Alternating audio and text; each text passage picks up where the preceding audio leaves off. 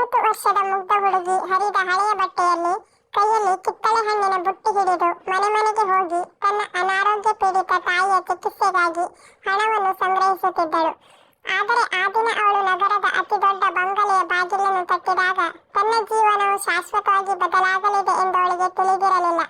ಅವಳು ಒಳಗೆ ಕಾಲಿಡುತ್ತಿದ್ದಂತೆ ಗೋಡೆಯ ಮೇಲೆ ಫ್ರೇಮ್ನಲ್ಲಿ ತೂಗು ಹಾಕಿದ್ದ ತನ್ನ ತಾಯಿಯ ಭಾವಚಿತ್ರವನ್ನು ನೋಡಿದಳು. ಆಗ ಎಲ್ಲವೂ ಬದಲಾಯಿತು. ಅವಳು ಆಶ್ಚರ್ಯದಿಂದ, ಇದು ನನ್ನ ತಾಯಿಯ ಚಿತ್ರ, ಆದರೆ ಈ ಚಿತ್ರ ಇಲ್ಲಿ ಏಕೆ ಇದೆ ಎಂದು ಕೇಳಿದಳು. ನಂತರ ಆ ಬಂಗಲೆಯ ಕೋಟ್ಯಾಧಿಪತಿ ಮಾಲೀಕನು ಹೇಳಿದ ಮಾತು ಕೇಳಿ ಎಲ್ಲರ ಕಣ್ಣುಗಳು ಕಣ್ಣೀರಿನಿಂದ ತುಂಬಿದವು. ಸ್ನೇಹಿತರೆ, ಈ ಹೃದಯ ಮುಟ್ಟುವ ಕಥೆಯ ಸಂಪೂರ್ಣ ಸತ್ಯವನ್ನು ತಿಳಿಯಲು ವಿಡಿಯೋವನ್ನು ಕೊನೆಯವರೆಗೂ ನೋಡಿ. ತೀವ್ರವಾದ ಬಿಸಿಲು ಝಳಪಿಸುತ್ತಿತ್ತು ಮತ್ತು ಮೈಸೂರಿನ ಧೂಳಿನ ರಸ್ತೆಗಳಲ್ಲಿ 9 ವರ್ಷದ ಅಂಜಲಿ ಚಿಕ್ಕ ಭುಜಗಳ ಮೇಲೆ ಭಾರವಾದ ಪ್ಲಾಸ್ಟಿಕ್ ಚೀಲವನ್ನು ಹೊತ್ತುಕೊಂಡು ನಿಧಾನವಾಗಿ ನಡೆಯುತ್ತಿದ್ದಳು. ಚೀಲದಲ್ಲಿ ತಾಜಾ ಸಿಹಿಯಾದ ಕಿತ್ತಳೆ ಹಣ್ಣುಗಳು ತುಂಬಿದ್ದವು. ಗಂಟೆಗಟ್ಟಲೆ ನಡೆದ ಕಾರಣ ಅವಳ ಕಾಲುಗಳು ನೋಯುತ್ತಿದ್ದವು ಮತ್ತು ಹೊಟ್ಟೆ ಬೆಳಿಗ್ಗೆಯಿಂದ ಖಾಲಿ ಇತ್ತು. ಆದರೆ ಅವಳ ಮುಖದ ಮೇಲೆ ಯಾವುದೇ ಸಂಕಟವಿರಲಿಲ್ಲ. ಅವಳ ಪ್ರತಿ ಹೆಜ್ಜೆಯಲ್ಲಿ ಒಂದು ಬಲವಾದ ನಿರ್ಧಾರವಿತ್ತು. ಮನೆಯಲ್ಲಿ ಅವಳ ತಾಯಿ ಸ್ನೇಹ ಕ್ಷಯರೋಗದಿಂದ ಬಳಲುತ್ತಿದ್ದಳು. ಅವಳಿಗೆ ಇಂದು ಔಷಧ ಬೇಕಿತ್ತು. ಔಷಧ ದುಬಾರಿಯಾಗಿತ್ತು ಮತ್ತು ಕಿತ್ತಳೆ ಹಣ್ಣು ಮಾರಾಟ ಮಾಡುವುದೇ ಅಂಜಲಿಗೆ ಏಕೈಕ ಮಾರ್ಗವಾಗಿತ್ತು. ಅವಳು ದೊಡ್ಡ ಶ್ರೀಮಂತರು ವಾಸಿಸುವ ನಗರದ ಮನೆಗಳಿಗೆ ಹೋಗಿ ಬಾಗಿಲನ್ನು ತಟ್ಟುತ್ತಿದ್ದಳು. ಹೆಚ್ಚಿನ ಜನರು ಅವಳನ್ನು ನಿರ್ಲಕ್ಷಿಸುತ್ತಿದ್ದರು ಅಥವಾ ಬೇಡ ಎಂದು ಹೇಳಿ ಬಾಗಿಲು ಮುಚ್ಚುತ್ತಿದ್ದರು. ಆದರೆ ಅಂಜಲಿ ಸೋಲೊಪ್ಪಿಕೊಳ್ಳಲಿಲ್ಲ, ಏಕೆಂದರೆ ಕಷ್ಟದ ಸಮಯದಲ್ಲಿ ಭರವಸೆಯನ್ನು ಬಿಡಬಾರದು ಎಂದು ಅವಳ ತಾಯಿ ಹೇಳಿಕೊಟ್ಟಿದ್ದಳು. ಆಗ ಅವಳ ಕಣ್ಣು ಒಂದು ಅರಮನೆಯಂತಹ ಬಂಗಲೆಯ ಮೇಲೆ ಬಿತ್ತು. ಅವಳು ಆ ಮನೆಯನ್ನು ಹಿಂದೆಂದೂ ನೋಡಿರಲಿಲ್ಲ. ಅದು ಅರಮನೆಯಂತೆ ಕಾಣುತ್ತಿತ್ತು. ಬಿಳಿ ಅಮೃತಶಿಲೆಯ ಗೋಡೆಗಳು, ಎತ್ತರದ ಕಿಟಕಿಗಳು ಮತ್ತು ಸುತ್ತಲೂ ವಿದೇಶಿ ಕೆಂಪು ಗುಲಾಬಿಗಳು ಮತ್ತು ಇತರ ಸಸ್ಯಗಳು ಇದ್ದವು. ಬಂಗಲೆ ಬಹಳ ಭವ್ಯವಾಗಿತ್ತು, ಆದರೆ ಆ ಬಂಗಲೆ ವಿಚಿತ್ರವಾದ ಮೌನ ಮತ್ತು ದುಃಖದಿಂದ ಕೂಡಿತ್ತು. ಅಲ್ಲಿ ಯಾರೂ ವಾಸಿಸುತ್ತಿಲ್ಲವೇನೋ ಎಂಬಂತೆ. ಅಂಜಲಿ ಧೈರ್ಯ ಮಾಡಿ ಗೇಟ್ಗೆ ಹಾಕಿದ್ದ ಸಣ್ಣ ಗುಂಡಿಯನ್ನು ಒತ್ತಿದಳು. ಕೆಲವು ಕ್ಷಣಗಳ ಮೌನದ ನಂತರ ಸ್ಪೀಕರ್ನಿಂದ ಆಳವಾದ ಭಾರವಾದ ಧ್ವನಿ ಕೇಳಿಸಿತು. ಯಾರು? ಧ್ವನಿಯಲ್ಲಿ ವಿಚಿತ್ರವಾದ ಆಯಾಸವಿತ್ತು. ಅಂಜಲಿ ತನ್ನ ಗಂಟಲು ಸರಿಪಡಿಸಿಕೊಂಡಳು. ಸರ್, ನಮಸ್ತೆ.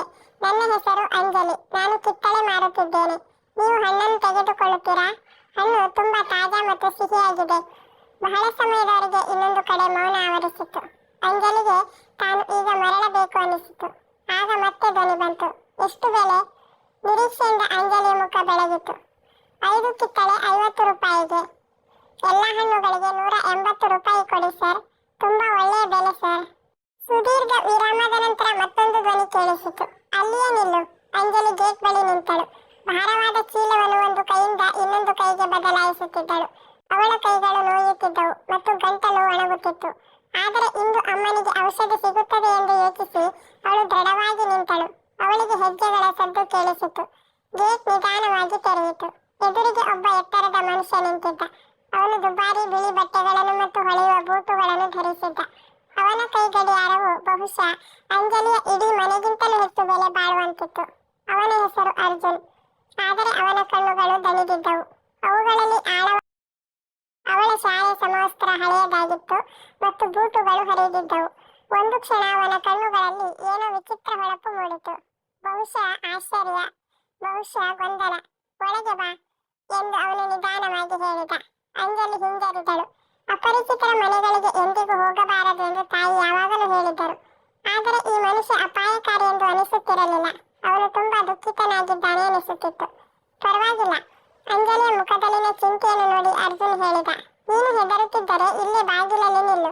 ನಾನು ನಿನ್ನ ಎಲ್ಲಾ ಕಿತ್ತಳೆ ಹಣ್ಣುಗಳನ್ನು ಖರೀದಿಸುತ್ತೇನೆ. ಎಲ್ಲವನ್ನು ತೆಗೆದುಕೊಳ್ಳುತ್ತೀರಾ? ಅಂಜಲಿಯ ಕಣ್ಣುಗಳು ಅಗಲವಾದವು. ಅವಳ ಬಳಿ 20 ಕಿತ್ತಳೆ ಹಣ್ಣುಗಳಿದ್ದವು. ಇದು ಅವಳು 3 ದಿನಗಳಲ್ಲಿ ಗಳಿಸುವ ಹಣಕ್ಕಿಂತ ಹೆಚ್ಚು. ಹೌದು, ಎಲ್ಲವನ್ನು. ಅರ್ಜುನ್ ತನ್ನ ಪರ್ಸ್ ತೆಗೆದ. ನಂತರ ನಿಂತು ಅವಳನ್ನು ಸೂಕ್ಷ್ಮವಾಗಿ ನೋಡಿದ. ನೀನು ಕೊನೆಯದಾಗಿ ಯಾವಾಗ ಊಟ ಮಾಡಿದ್ದು? ಉತ್ತರವಾಗಿ ಅಂಜಲಿಯ ಹೊಟ್ಟೆಯಿಂದ ಜೋರಾಗಿ ಸದ್ದು ಬಂತು. ನಾಚಿಕೆಯಿಂದ ಅವಳ ಕೆನ್ನೆಗಳು ಕೆಂಪಾದವು ಮತ್ತು ಅವಳು ತಲೆ ತಗ್ಗಿಸಿದಳು. ಅರ್ಜುನ್ನ ದಣಿದ ಮುಖದಲ್ಲಿ ಸ್ವಲ್ಪ ಮೃದುತ್ವ ಬಂದಿತ್ತು. ಒಳಗೆ ಬಾ. ಮೊದಲು ನಿನಗೆ ಏನಾದರೂ ತಿನ್ನಲು ಕೊಡುತ್ತೇನೆ. ನಂತರ ನಿನ್ನ ಕಿತ್ತಳೆ ಹಣ್ಣುಗಳಿಗೆ ಹಣ ನೀಡುತ್ತೇನೆ. ಅಂಜಲಿಗೆ ಹಸಿವಾಗಿತ್ತು ಮತ್ತು ಅವನ ಧ್ವನಿಯಲ್ಲಿ ಪ್ರಾಮಾಣಿಕತೆ ಇತ್ತು. ಅವಳು ನಿಧಾನವಾಗಿ ತಲೆ ಆಡಿಸಿದಳು ಮತ್ತು ಆ ಭವ್ಯವಾದ ಆದರೆ ದುಃಖದ ಬಂಗಲೆಯೊಳಗೆ ಕಾಲಿಟ್ಟಳು. ಅರ್ಜುನ್ ಹೇಳಿದಂತೆ ಅಂಜಲಿ ಮನೆಯ ಹಾಲ್ನೊಳಗೆ ಕಾಲಿಟ್ಟಳು. ಹೊರಗಿನ ವೈಭವವು ಒಳಗುತ್ತಾಡುತ್ತಿದ್ದ ಸ್ಫಟಿಕದ ದೊಡ್ಡ ಗೊಂಚಲು ದೀಪಗಳಿಂದ ಹಾಲ್ನ ನೆಲದ ಮೇಲೆ ಹಾಸಿದ್ದ ದುಬಾರಿ ಬಿಳಿ ಅಮೃತಶಿಲೆಯ ಟೈಲ್ಸ್ಗಳ ಮೇಲೆ ಬೆಳಕಿನ ಆಟ ನಡೆಯುತ್ತಿತ್ತು. ಬಂಗಲೆ ಅದ್ಭುತವಾಗಿತ್ತು, ಆದರೆ ಅದರಲ್ಲಿ ಒಂದು ಅಸಹಜ ಆಳವಾದ ದುಃಖ ಆವರಿಸಿತ್ತು. ಈ ಮನೆಯಲ್ಲಿ ಕೇವಲ ಸೌಂದರ್ಯವಿದೆ, ಜೀವವಿಲ್ಲ ಎಂದು ಅಂಜಲಿಗೆ ಅನಿಸಿತು.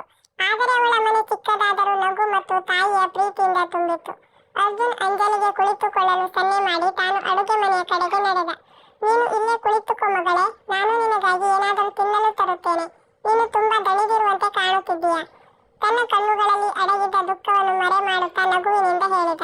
ಅಂಜಲಿ ಒಬ್ಬಳೇ ಕುಳಿತು ತನ್ನ ಕಣ್ಣುಗಳಿಂದ ಇಡೀ ಬಂಗಲೆಯನ್ನು ಅಳೆಯುತ್ತಿದ್ದಳು.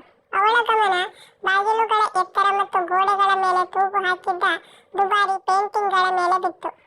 ಆಗ ಅವಳ ಕಣ್ಣು ಒಂದು ದೊಡ್ಡ ಅಮೃತಶಿಲೆಯ ಮೆಟ್ಟಿಲಿನ ಬಳಿ ಇಟ್ಟಿದ್ದ ಒಂದು ಚಿಕ್ಕ ಕೆತ್ತನೆಯ ಮರದ ಮೇಜಿನ ಮೇಲೆ ಬಿತ್ತು.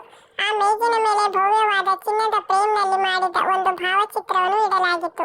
ಅಂಜಲಿಯ ಕಣ್ಣುಗಳು ಆ ಚಿತ್ರದ ಮೇಲೆ ಬಿದ್ದ ಕೂಡಲೇ ಅವಳ ಚಿಕ್ಕ ಹೃದಯ ಒಂದು ಕ್ಷಣ ಬಡಿತ ನಿಲ್ಲಿಸಿತು. ಅವಳ ಇಡೀ ದೇಹದಲ್ಲಿ ಒಂದು ತಣ್ಣನೆಯ ಅಲೆ ಓಡಿತು. ಅವಳು ಸೋಫಾದಿಂದ ಇಳಿದು ಆ ಮೇಜಿನ ಕಡೆಗೆ ಓಡಿದಳು. ಚಿತ್ರದಲ್ಲಿ ಒಬ್ಬ ಸುಂದರ ಯುವತಿ ಇದ್ದಳು.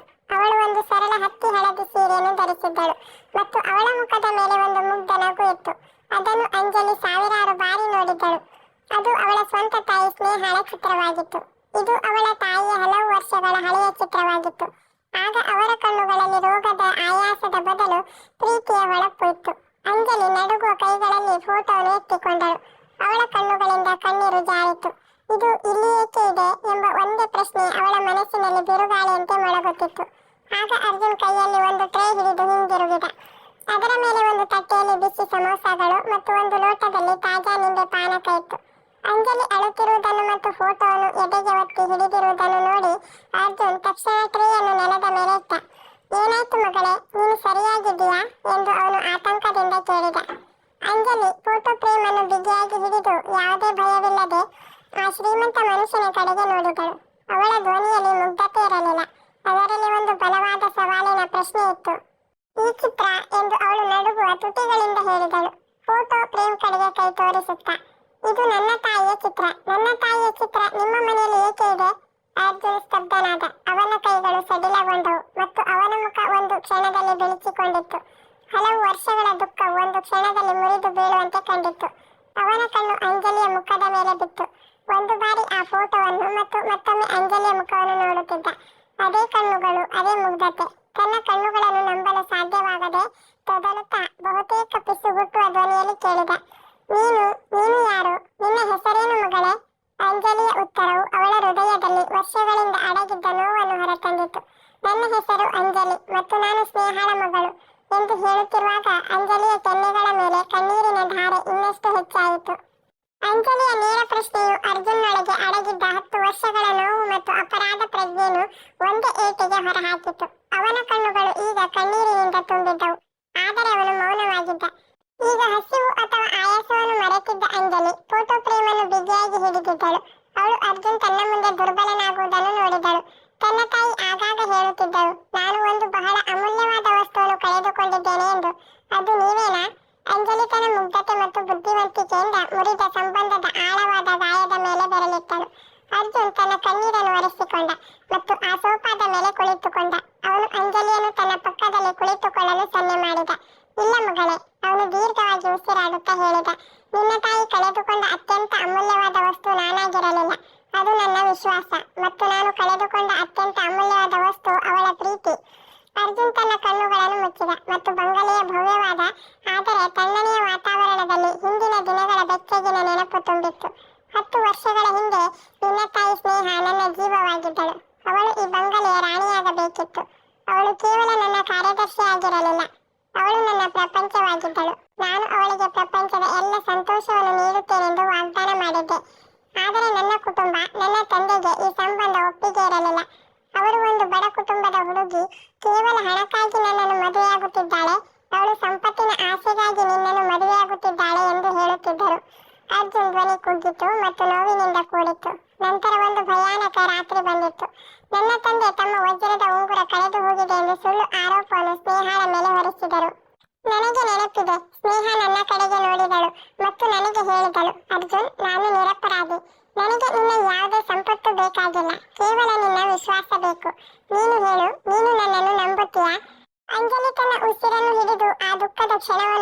ಬಯಸುತ್ತಿದ್ದಳು. ಮತ್ತು ನಾನು ಹೇಡಿಯಾದೆ. ಅರ್ಜುನ್ ತನ್ನ 2 ಕೈಗಳನ್ನು ತನ್ನ ಕೂದಲಿನಲ್ಲಿ ಸಿಕ್ಕಿಸಿಕೊಂಡ. ಇಂದಿಗೂ ತನ್ನ ತಪ್ಪಿನ ಪ್ರಾಯಶ್ಚಿತ್ತವನ್ನು ಅನುಭವಿಸುತ್ತಿರುವಂತೆ. ನಾನು ಆ ಸಮಯದಲ್ಲಿ ನನ್ನ ಕುಟುಂಬ ಮತ್ತು ಸಂಪತ್ತಿನ ಒತ್ತಡದಲ್ಲಿದ್ದೆ. ನಾನು ಅವಳಿಗೆ ಹೇಳಿದೆ, ಸ್ನೇಹ, ಈ ವಿಷಯ ಸ್ಪಷ್ಟವಾಗುವವರೆಗೆ ನಾನು ನಿನ್ನನ್ನು ಈ ಮನೆಯಲ್ಲಿ ಇರಿಸಿಕೊಳ್ಳಲು ಸಾಧ್ಯವಿಲ್ಲ. ನೀನು ಹೊರಟು ಹೋಗು ಸ್ನೇಹ. ಅರ್ಜುನನ ಮಾತು ಕೇಳುತ್ತಿದ್ದಂತೆ ಅಂಜಲಿಯ ಹೃದಯದಲ್ಲಿ ಒಂದು ಬಾಣ ಚುಚ್ಚಿದಂತೆ ಅನಿಸಿತು. ಸ್ನೇಹ ಅಂದು ರಾತ್ರಿ ಅಳುತ್ತಾ ಈ ಬಂಗಲೆಯಿಂದ ಹೊರಟು ಹೋದಳು. ನಾನು ಮತ್ತು ಅವಳು ನಮ್ಮ ಕನಸುಗಳ ಜಗತ್ತನ್ನು ಕಟ್ಟಿದ ಮನೆಯಿಂದ ಮಾತ್ರ ಅವಳು ಹೋಗಲಿಲ್ಲ, ಆದರೆ ಅವಳು ನನ್ನ ಹೃದಯದಿಂದ, ನನ್ನ ಜೀವನದಿಂದ ಹೊರ ಹೋಗಲು ನಿರ್ಧರಿಸಿದಳು. ನಾನು ಅವಳ ಮೇಲೆ ಹೊರಿಸಿದ ಆರೋಪವನ್ನು ನಂಬಿದ್ದೇನೆ ಎಂದು ತಿಳಿದು ಅವಳು ನನ್ನನ್ನು ಶಾಶ್ವತವಾಗಿ ತೊರೆದಳು. ಅರ್ಜುನ್ ಫೋಟೋ ಕಡೆಗೆ ನೋಡುತ್ತಾ ಹೇಳಿದ, ಮತ್ತು ಈ ಫೋಟೋವನ್ನು 10 ವರ್ಷಗಳಿಂದ ಇಲ್ಲಿ ಇಟ್ಟಿದ್ದೇನೆ. ಮತ್ತು ನನ್ನ ಅವಿಶ್ವಾಸದಿಂದ ನಾನು ಏನನ್ನು ಕಳೆದುಕೊಂಡೆ ಎಂದು ನೆನಪಿಸಿಕೊಳ್ಳಲು ಪ್ರತಿದಿನ ಇದನ್ನು ನೋಡುತ್ತೇನೆ. ನಾನು ಅವಳನ್ನು ಹುಡುಕಿದೆ, ವರ್ಷಗಳವರೆಗೆ ಹುಡುಕಿದೆ, ಆದರೆ ಅವಳು ಎಲ್ಲಿಯೂ ಸಿಗಲಿಲ್ಲ. ಅರ್ಜುನ್ ತನ್ನ ಕೆಂಪಾಗಿದ್ದ ಕಣ್ಣುಗಳನ್ನು ತೆರೆದ. ಅವನು ಅಂಜಲಿಯ ಪುಟ್ಟ ಕೈಗಳ ಮೇಲೆ ತನ್ನ ಕೈಯನ್ನು ಇಟ್ಟನು. ನೀನು ಅವಳ ಮಗಳು, ನನ್ನ ಮಗಳು. ಅರ್ಜುನ್ನ ಧ್ವನಿಯಲ್ಲಿ ಒಬ್ಬ ತಂದೆಯ ನೋವು ಮತ್ತು ವರ್ಷಗಳ ಏಕಾಂತ ಇತ್ತು. ಅವನು ಆ ಚಿಕ್ಕ ಹುಡುಗಿಯನ್ನು ತನ್ನ ತೋಳುಗಳಲ್ಲಿ ಬಳಸಿಕೊಂಡು ಜೋರಾಗಿ ಅಳತೊಡಗಿದ. ಅಂಜಲಿ ಕೂಡ ಅಳತೊಡಗಿದಳು. ಆದರೆ ಅವಳ ಕಣ್ಣೀರು ಈಗ ಕೇವಲ ದುಃಖದ ಕಣ್ಣೀರಾಗಿರಲಿಲ್ಲ. ಅವುಗಳಲ್ಲಿ ಒಂದು ಅಸಾಧ್ಯವಾದ ಸತ್ಯ ಸಿಕ್ಕ ಸಂತೋಷವೂ ಇತ್ತು. ಅರ್ಜುನ್ ಮತ್ತು ಅಂಜಲಿ ಸೋಫಾದ ಮೇಲೆ ಗಂಟೆಗಟ್ಟಲೆ ಕುಳಿತಿದ್ದರು. ಅರ್ಜುನ್ ಅಳುತ್ತಾ ತನ್ನ ತಪ್ಪಿನ ನಂತರ ಹೇಗೆ ಪ್ರತಿ ದೇವಸ್ಥಾನ, ಪ್ರತಿ ನಗರದಲ್ಲಿ ಸ್ನೇಹಳನ್ನು ಹುಡುಕಿದೆ, ಆದರೆ ಅವನಿಗೆ ಕೇವಲ ಮೌನ ಮತ್ತು ವಿಷಾದ ಸಿಕ್ಕಿತ್ತು ಎಂದು ಹೇಳಿದರು. ಅವರು ತಮ್ಮ ಕೋಟ್ಯಾಂತರ ರೂಪಾಯಿಯ ಸಾಮ್ರಾಜ್ಯವು ಅವರಿಗೆ ಏಕೆ ಸಂತೋಷ ನೀಡಲು ಸಾಧ್ಯವಾಗಲಿಲ್ಲ ಎಂದರೆ ಅವರ ಹೃದಯದಲ್ಲಿ ಕೇವಲ ಒಂದು ಖಾಲಿ ಭಾವನೆ ಇತ್ತು ಎಂದು ವಿವರಿಸಿದರು. ಅರ್ಜುನ್ ತನ್ನ ಕಥೆಯನ್ನು ಮುಗಿಸಿದಾಗ ಅಂಜಲಿ ನಿಧಾನವಾಗಿ ತನ್ನ ಶರ್ಟ್ನ ಜೇಬಿನಿಂದ ಕೆಲವು ಮಡಚಿದ ಹಳೆಯ ನೋಟುಗಳನ್ನು ತೆಗೆದಳು. ಕಿತ್ತಳೆ ಮಾರಾಟ ಮಾಡಿ ಗಳಿಸಿದ ಹಣ. ಅವಳು ಆ ನೋಟುಗಳನ್ನು ಅರ್ಜುನ್ನ ಮುಂದೆ ಇಟ್ಟಳು. ಇದೇನು ಮಗಳೇ ಎಂದು ಅರ್ಜುನ್ ಆಶ್ಚರ್ಯದಿಂದ ಕೇಳಿದ. ಅಂಜಲಿ ತೀವ್ರವಾದ ಕಣ್ಣುಗಳಿಂದ ಉತ್ತರಿಸಿದಳು, ಇದು ನನ್ನ ತಾಯಿಯ ಔಷಧಿ ಹಣ. ಈಗ ನೀವು ನನ್ನ ತಂದೆಯಾಗಿರುವುದರಿಂದ ನೀವು ನನ್ನ ತಾಯಿಯನ್ನು ಗುಣಪಡಿಸಬಹುದೇ? ಅವರು ತುಂಬಾ ಅನಾರೋಗ್ಯದಿಂದ ಬಳಲುತ್ತಿದ್ದಾರೆ ಮತ್ತು ಅವರಿಗೆ ಪ್ರತಿದಿನ ಕೆಮ್ಮು ಬರುತ್ತದೆ. ಅವರು ತುಂಬಾ ನೋವಿನಲ್ಲಿದ್ದಾರೆ. ಅರ್ಜುನ್ ಆ ಚಿಕ್ಕ ಹುಡುಗಿಯ ಕಣ್ಣುಗಳನ್ನು ನೋಡಿದ ಮತ್ತು ಸಂಪತ್ತಿನ ಅತಿದೊಡ್ಡ ಉಪಯೋಗ ಏನಾಗಿರಬಹುದು ಎಂದು ಅರಿತುಕೊಂಡ. ಅದು ಯಾರೋ ಒಬ್ಬರ ಜೀವವನ್ನು ಉಳಿಸುವುದು. ಅವನು ತನ್ನ ನಡುಗುವ ಕೈಗಳಿಂದ ಅಂಜಲಿಯನ್ನು ತಬ್ಬಿಕೊಂಡು ಅವಳ ಹಣೆಯನ್ನು ಮುತ್ತಿಟ್ಟರು. ನಿನ್ನ ತಾಯಿಗೆ ಏನೂ ಆಗುವುದಿಲ್ಲ ಮಗಳೇ, ನಾನು ವಾಗ್ದಾನ ಮಾಡುತ್ತೇನೆ. ನಾನು ಈಗಲೇ ಅವಳನ್ನು ಇಲ್ಲಿಗೆ ಕರೆದುಕೊಂಡು ಬರುತ್ತೇನೆ. ಅವಳಿಗೆ ಚಿಕಿತ್ಸೆ ಕೊಡಿಸುತ್ತೇನೆ. ಅರ್ಜುನ್ ತಕ್ಷಣ ತನ್ನ ಮ್ಯಾನೇಜರಿಗೆ ಫೋನ್ ಮಾಡಿದ. ಅವರಿಗೆ ಎಲ್ಲ ವಿಷಯಗಳನ್ನು ವಿವರಿಸಿ ಸ್ನೇಹಾಳಿಗೆ ಸೂಕ್ತ ಚಿಕಿತ್ಸೆಗೆ ವ್ಯವಸ್ಥೆ ಮಾಡಿದ. ಅರ್ಜುನ್ ಮತ್ತು ಅಂಜಲಿ ತಕ್ಷಣ ಕಾರಿನಲ್ಲಿ ಕುಳಿತು ಅಂಜಲಿ ಮತ್ತು ಸ್ನೇಹ ವಾಸಿಸುತ್ತಿದ್ದ ಆ ಚಿಕ್ಕ ಕಿಕ್ಕಿರಿದ ಬಡಾವಣೆಯ ಕಡೆಗೆ ಹೊರಟರು. ಅಂಜಲಿ ದಾರಿ ಇದ್ದಕ್ಕೂ ತನ್ನ ತಂದೆಯ ಕೈಯನ್ನು ಬಿಗಿಯಾಗಿ ಹಿಡಿದಿದ್ದಳು. ಅವರು ಆ ಗುಡಿಸಲಿಗೆ ತಲುಪಿದಾಗ ಅರ್ಜುನ್ನ ಹೃದಯ ಒಡೆಯಿತು. ಯಾರು ಅರಮನೆಯಲ್ಲಿ ರಾಣಿಯಂತೆ ಬದುಕಬೇಕಿತ್ತೋ ಆ ಸ್ನೇಹ ಒಂದು ಚಿಕ್ಕ ಮುರಿದ ಮನೆಯಲ್ಲಿ ನೋವಿನಿಂದ ನರಳುತ್ತಿದ್ದಳು.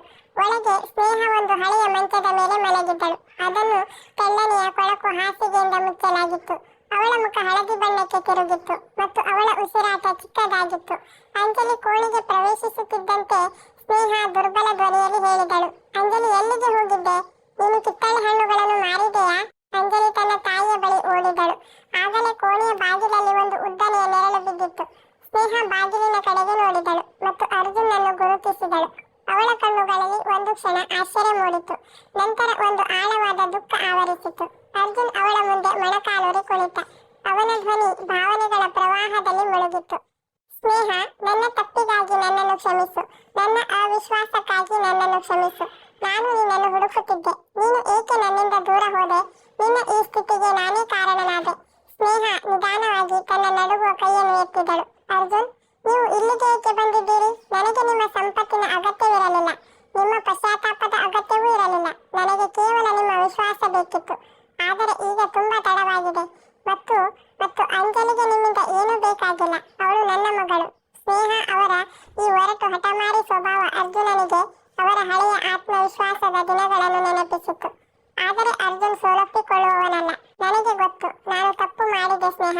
ಆದರೆ ಇವಳು ನಮ್ಮ ಮಗಳು. ನೀನು ಇವಳನ್ನು ನನ್ನಿಂದ ದೂರ ಮಾಡಲು ಸಾಧ್ಯವಿಲ್ಲ. ಈಗ ನಾನು ಸಂಪತ್ತಿನ ಮುಂದೆ ಮಣಿದ ಅರ್ಜುನ್ ಅಲ್ಲ. ಈಗ ನಾನು ನನ್ನ ಮಗಳು ಮತ್ತು ನನ್ನ ಪ್ರೀತಿಗಾಗಿ ಯಾರೊಂದಿಗಾದರೂ ಹೋರಾಡುವ ತಂದೆ. ನನಗೆ ಒಂದು ಅವಕಾಶ ಕೊಡು ಸ್ನೇಹ. ನಿನ್ನ ಸಲುವಾಗಿ ಅಲ್ಲ, ಆದರೆ ಅಂಜಲಿಯ ಸಲುವಾಗಿ.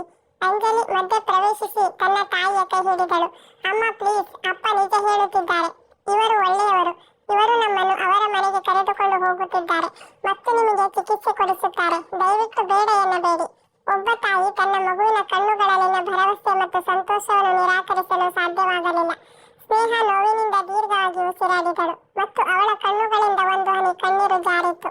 ಅವಳು ಅಂಜಲಿಯ ತಲೆಯ ಮೇಲೆ ನಿಧಾನವಾಗಿ ಕೈ ಆಡಿಸಿದಳು ಮತ್ತು ಅರ್ಜುನ್ ತಮ್ಮ ಚಿಕಿತ್ಸೆಯ ಸಿದ್ಧತೆಗಳನ್ನು ಪ್ರಾರಂಭಿಸಲು ಮೌನವಾಗಿ ಅನುಮತಿ ನೀಡಿದಳು. ಅವಳು ತನ್ನ ಮಗಳ ಸಂತೋಷಕ್ಕಾಗಿ ಈ ಹೋರಾಟವನ್ನು ಎದುರಿಸಲು ನಿರ್ಧರಿಸಿದ್ದಳು. ಅರ್ಜುನ್ ತಕ್ಷಣ ಸ್ನೇಹಾಳನ್ನು ಮನೆಗೆ ಕರೆದುಕೊಂಡು ಬಂದನು. ಅರ್ಜುನ್ ತಮ್ಮ ಬಂಗಲೆಯನ್ನು ಆಸ್ಪತ್ರೆಗಿಂತಲೂ ಉತ್ತಮ ಆರೈಕೆ ಕೇಂದ್ರವಾಗಿ ಪರಿವರ್ತಿಸಿದನು.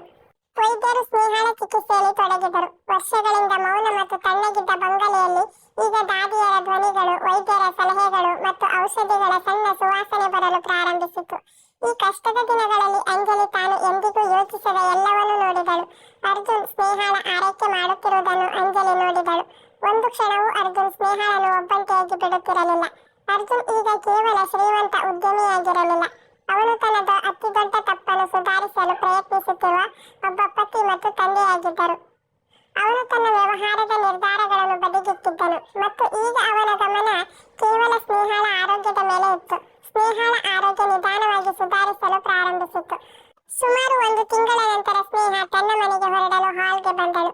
ಅವಳು ಸಂಪೂರ್ಣವಾಗಿ ಸುಧಾರಿಸಿಕೊಳ್ಳದಿದ್ದರೂ ಅವಳ ಮುಖದಿಂದ ರೋಗದ ಹಳದಿ ಬಣ್ಣ ಮಾಯವಾಗಿತ್ತು ಮತ್ತು ಒಂದು ನಿಧಾನವಾದ ಶಾಂತ ನಗು ಇತ್ತು. ಅರ್ಜುನ್ ಆ ಕ್ಷಣಕ್ಕಾಗಿ ಕಾಯುತ್ತಿದ್ದನು. ಅವನು ಬಂಗಲೆಯ ಮುಖ್ಯ ಬಾಗಿಲಲ್ಲೇ ಸ್ನೇಹಾಳನ್ನು ತಡೆದನು. ಸ್ನೇಹ, ಅವನು ನಿಧಾನವಾಗಿ ಹೇಳಿದನು, ನಿನ್ನ ಆರೋಗ್ಯ ಇನ್ನೂ ಸಂಪೂರ್ಣವಾಗಿ ಸುಧಾರಿಸಿಲ್ಲ ಎಂದು ನನಗೆ ತಿಳಿದಿದೆ. ನಾನು 10 ವರ್ಷಗಳ ಹಿಂದೆ ನಿನ್ನನ್ನು ಕಳೆದುಕೊಂಡೆ, ಏಕೆಂದರೆ ನಾನು ಮೂರ್ಖ ಮತ್ತು ಹೇಡಿಯಾಗಿದ್ದೆ. ನಾನು ನಿನ್ನನ್ನು ಮತ್ತೆ ಕಳೆದುಕೊಳ್ಳಲು ಸಾಧ್ಯವಿಲ್ಲ. ನಾನು ನಿನ್ನ ವಿಶ್ವಾಸವನ್ನು ಮುರಿದೆ. ಆದರೆ ನೀನು ಈ ಮನೆಗೆ ನನ್ನ ಸಂಪತ್ತಿನ ಕಾರಣದಿಂದ ಬಂದಿಲ್ಲ. ನೀನು ಇಲ್ಲಿಗೆ ನಿನ್ನ ಹಕ್ಕಿನಿಂದ ಬಂದಿದ್ದೀಯ, ನಿನ್ನ ಮಗಳ ಸಲುವಾಗಿ. ಅರ್ಜುನ್ ಸ್ನೇಹಾಳ ಹಳೆಯ ಭಾವಚಿತ್ರವಿರುವ ಮೇಜಿನ ಕಡೆಗೆ ಕೈ ತೋರಿಸಿದ. ಹಳೆಯ ಚಿತ್ರ ಇನ್ನೂ ಅಲ್ಲೇ ಇದೆ, ಚಿನ್ನದ ಫ್ರೇಮ್ನಲ್ಲಿ. ಆದರೆ ಅದರ ಪಕ್ಕದಲ್ಲಿ ಅರ್ಜುನ್ ಮತ್ತೊಂದು ಫ್ರೇಮ್ ಇಟ್ಟಿದ್ದರು, ಅಂಜಲಿಯ ಭಾವಚಿತ್ರ. ಅಂಜಲಿ ಆ ದಿನ ನನ್ನ ತಾಯಿಯ ಚಿತ್ರ ನಿಮ್ಮ ಮನೆಯಲ್ಲಿ ಏಕೆ ಇದೆ ಎಂದು ಕೇಳಿದಾಗ ಆ ಪ್ರಶ್ನೆ ನನ್ನ ಜೀವನವನ್ನು ಬದಲಾಯಿಸಿತು. ಆ ಪ್ರಶ್ನೆ ಸಂಪತ್ತಿಗಿಂತ ಅಮೂಲ್ಯವಾದದ್ದನ್ನು ನನಗೆ ನೆನಪಿಸಿತು. ಇಂದು ನಾನು ಕೇವಲ ನಿನ್ನ ಬಳಿ ಮಾತ್ರವಲ್ಲ, ನನ್ನ ಮಗಳು ಅಂಜಲಿ ಮತ್ತು ಈ ಚಿತ್ರದ ಬಳಿಯೂ ಕ್ಷಮೆ ಯಾಚಿಸುತ್ತಿದ್ದೇನೆ. ಅರ್ಜುನ್ ಮೊಳಕಾಲೂರಿ ಕುಳಿತು ಸ್ನೇಹಾಳ ಕೈ ಬೆರಳಿಗೆ ಒಂದು ಚಿಕ್ಕ ಚಿನ್ನದ ಉಂಗುರವನ್ನು ತೊಡಿಸಿದನು. ಅದು ತುಂಬಾ ಸಿಂಪಲ್ ಆಗಿತ್ತು, ಆದರೆ ಪ್ರೀತಿಯಿಂದ ತುಂಬಿತ್ತು. ಸ್ನೇಹ, ನಾನು ನಿನಗಾಗಿ ಯಾವುದೇ ವಜ್ರವನ್ನು ತಂದಿಲ್ಲ, ಏಕೆಂದರೆ ನಿನ್ನ ವಿಶ್ವಾಸಕ್ಕಿಂತ ಅಮೂಲ್ಯವಾದ ವಜ್ರ ಮತ್ತೊಂದಿಲ್ಲ. ನೀನು ನನಗೆ ಮತ್ತೊಮ್ಮೆ ನಿನ್ನ ವಿಶ್ವಾಸವನ್ನು ನೀಡಿ ನನ್ನ ಹೆಂಡತಿಯಾಗುತ್ತೀಯಾ? ಸ್ನೇಹಾಳ ಕಣ್ಣುಗಳಲ್ಲಿ ಕಣ್ಣೀರು ತುಂಬಿತು, ಆದರೆ ಈ ಬಾರಿ ಅದು ನೋವಿನದ್ದಾಗಿರಲಿಲ್ಲ. ಅವಳು ಅರ್ಜುನನ್ನು ಮೇಲಕ್ಕೆ ಎತ್ತಿ ಅವನ ಕಣ್ಣುಗಳಲ್ಲಿ ನೋಡಿದಳು. ಅಲ್ಲಿ ಈಗ ಅವಿಶ್ವಾಸದ ಯಾವುದೇ ಗುರುತು ಇರಲಿಲ್ಲ, ಕೇವಲ ಸತ್ಯವಾದ ಆಳವಾದ ಪ್ರೀತಿ ಇತ್ತು. ಅರ್ಜುನ್, ಅವಳು ಭಾವುಕಳಾಗಿ ಹೇಳಿದಳು, ನಾನು ನಿನ್ನನ್ನು ಬಹಳ ಹಿಂದೆಯೇ ಕ್ಷಮಿಸಿದ್ದೆ. ಒಬ್ಬ ತಾಯಿ ತನ್ನ ಮಗುವಿನ ತಂದೆಯನ್ನು ಎಂದಿಗೂ ದ್ವೇಷಿಸಲು ಸಾಧ್ಯವಿಲ್ಲ. ನೀನು ನಿನ್ನ ತಪ್ಪನ್ನು ಅರ್ಥ ಮಾಡಿಕೊಳ್ಳುವವರೆಗೆ ನಾನು ಕಾಯುತ್ತಿದ್ದೆ. ನಮ್ಮ ಮಗಳು ಅಂಜಲಿ ನಾವು ಇಬ್ಬರು ಕಳೆದುಕೊಂಡಿದ್ದ ಸಂತೋಷವನ್ನು ಮರಳಿ ತಂದಿದ್ದಾಳೆ. ಸ್ನೇಹ ಉಂಗುರವನ್ನು ಸ್ವೀಕರಿಸಿದಳು. ಆಗಲೇ ಅಂಜಲಿ ತನ್ನ ಶಾಲಾ ಸಮವಸ್ತ್ರದಲ್ಲಿ ಓಡುತ್ತಾ ಬಂದು ಅವರಿಬ್ಬರನ್ನು ತಬ್ಬಿಕೊಂಡಳು. ಹಿಂದೆ ಈ ಅರಮನೆಯಂತಹ ಮನೆ ಮೌನವಾಗಿ ತಣ್ಣಗಿತ್ತು. ಈಗ ಪ್ರೀತಿ, ಕ್ಷಮೆ ಮತ್ತು ನಗುವಿನ ಪ್ರತಿಧ್ವನಿಯಿಂದ ತುಂಬಿತ್ತು. ಹಳೆಯ ಚಿತ್ರ ಹಾಗೆಯೇ ಇತ್ತು. ಅದು ನಿಜವಾದ ಪ್ರೀತಿ ಹೇಗೆ ಪ್ರಾರಂಭವಾಯಿತು ಎಂಬುದನ್ನು ಅವರಿಗೆ ನೆನಪಿಸುತ್ತಿತ್ತು. ಮತ್ತು ಅದರ ಪಕ್ಕದಲ್ಲಿ ಒಂದು ಹೊಸ ಫೋಟೋವನ್ನು ಇಡಲಾಯಿತು. ಅದರಲ್ಲಿ ಅರ್ಜುನ್, ಸ್ನೇಹ ಮತ್ತು ಅಂಜಲಿ ಒಟ್ಟಿಗೆ ನಗುತ್ತಿದ್ದರು. ಅವರ ಮಗಳ ಮುಗ್ಧತೆ ಮತ್ತು ಒಂದು ಸರಳ ಕಿತ್ತಳೆ ಬುಟ್ಟಿ ಅವರಿಗೆ ಮರಳಿ ತಂದ ಒಂದು ಸಂಪೂರ್ಣ ಕುಟುಂಬ. ಹಾಗಾದರೆ ಸ್ನೇಹಿತರೆ, ಇದು ಅಂಜಲಿ, ಸ್ನೇಹ ಮತ್ತು ಅರ್ಜುನ್ ಅವರ ಹೃದಯವನ್ನು ಮುಟ್ಟುವ ಕಥೆಯಾಗಿತ್ತು. ಸಂಪತ್ತು ಎಷ್ಟೇ ದೊಡ್ಡದಾಗಿದ್ದರೂ ನಿಜವಾದ ಪ್ರೀತಿ ಮತ್ತು ವಿಶ್ವಾಸ ಯಾವಾಗಲೂ ಅದಕ್ಕೆ